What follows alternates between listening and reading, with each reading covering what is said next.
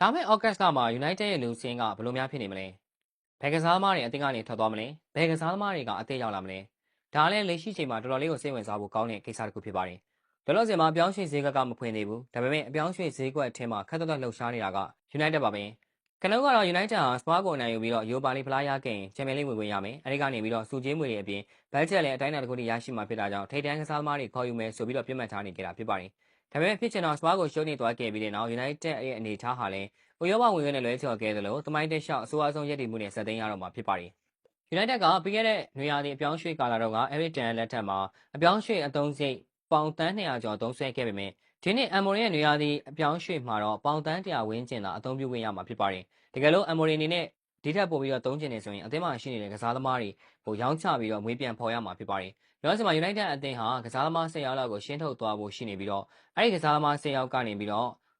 ပေါင်တန်း150ဝန်းကျင်လောက်ပြန်လည်ရရှိဖို့အတွက်မျှော်လင့်ထားပါတယ်။ဒါဆိုရင်လာမယ့်ရာသီမှာ United အသင်းကိုဘယ်သူတွေကရောက်ရှိလာနိုင်မလဲ။ United အသင်းရဲ့ line up ကဘယ်လိုများဖြစ်လာနိုင်မလဲ။ပထမဆုံးအနေနဲ့ United အသင်းခေါ်ယူလိုက်တဲ့ကစားသမားကတော့ Matías Cunha ပဲဖြစ်ပါတယ်။ Fabrizio Romano ကိုယ်တိုင်က Matías Cunha ဟာ United အသင်းကိုပြောင်းရွှေ့ဖို့အလုံးစုံသဘောတူညီမှုရရှိခဲ့ပြီဆိုပြီးအတည်ပြုလာခဲ့ပါတယ်။ Cunha ဟာ United နဲ့9နှစ်သက်တမ်းရှိတဲ့စာချုပ်ကိုချုပ်ဆိုသွားမှာဖြစ်ပြီးတော့လာမယ့်အပြောင်းရွှေ့ဈေးကွက်ဖွင့်တာနဲ့နှစ်သင်းစလုံးတရားဝင်ကြေညာသွားမယ်လို့လည်းသိရပါတယ်။ United အနေနဲ့ Cunha အတွက်ဟိုအသင်းကိုစာချုပ်ဖြတ်သိမ်းခြင်းအနေနဲ့ပေါင်62.5 သန်းထိပေးချေခဲ့တာဖြစ်ပါတယ်။နောက်ပြီး United ကနေပြီးတော့ထွက်ခွာမဲ့ကစားသမားတယောက်ကတော့ Alejandro Garnacho ဖြစ်ပါတယ်။ Amorim ကပြီးခဲ့တဲ့ဗီလာနဲ့ပွဲစဉ်မတိုင်ခင်တည်းက Garnacho ကိုအသင်းသစ်ရှာထားဖို့အတွက်အတိပေးခဲ့ပြီးဖြစ်ပါတယ်။ဒါကြောင့် Cunha ကိုခေါ်ယူနိုင်ခဲ့တာဟာ Garnacho ရဲ့နေရာကိုတိုက်ရိုက်အစားထိုးဖို့လည်းဖြစ်နိုင်သလိုအခြား option တစ်ခုအနေနဲ့သုံးစွဲဖို့လည်းဖြစ်လာနိုင်ပါတယ်။ United အနေနဲ့ Cunha ကိုခေါ်ယူနိုင်ခဲ့ပြီးတဲ့နောက်မှာဆက်ပြီးတော့စ조사လာဖွယ်ရှိနေတာက Liam Delap ပဲဖြစ်ပါတယ်။ဒီလက်ကတော့အင်းဆွေအသင်းတန်းဆင်းသွားခဲ့ပြီးတဲ့နောက်မှာအသင်းပြောင်းဖို့အတွက်စတင်စဉ်းစားလာခဲ့တာဖြစ်ပါတယ်။ဒီလက်အနေနဲ့လာမယ့်2026ကမ္ဘာ့ဖလားကိုအင်္ဂလန်လက်ရွေးစင်အသင်းနဲ့တူပါဝင်ဆင်နွှဲခြင်းနဲ့ဆန္ဒရှိနေတာကြောင့်